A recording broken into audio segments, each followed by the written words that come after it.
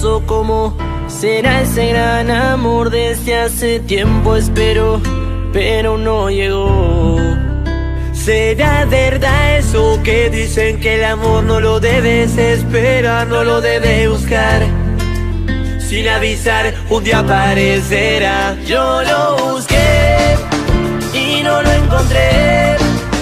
Dime qué puedo hacer con todo este vacío que siente mi ser. Yo lo busqué y no lo encontré.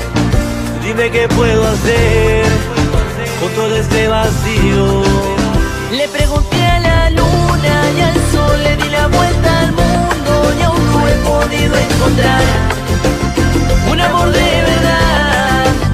Yo lo veo en mis sueños, pero cada vez que despierto aún sigo sin encontrar un amor de verdad. Yo lo busqué y no lo encontré.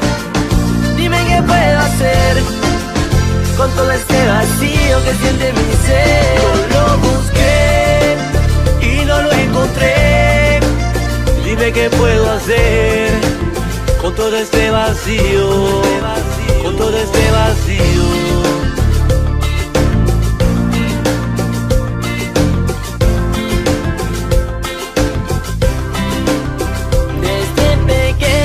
Pienso cómo será ese gran amor desde hace tiempo espero, pero aún no llegó. Veo parejas de la mano sonriendo y siendo muy feliz. Me gustaría algún día saber qué se siente estar así. Yo lo busqué y no lo encontré.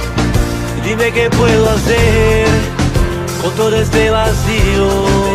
Le pregunté a la luna y al sol, le di la vuelta al mundo y aún no he podido encontrar un amor de verdad.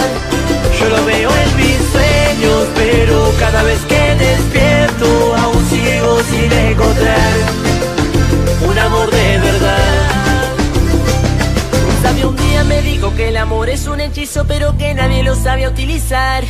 Que no existían las flechas, ninguna receta hecha, que el corazón es el arma más letal. También me dio un consejo, me dijo que no hay secretos, que no se puede amar por obligación. No quise oírlo, me fui, pero al tiempo comprendí que en todas sus palabras había razón. Yo lo busqué y no lo encontré.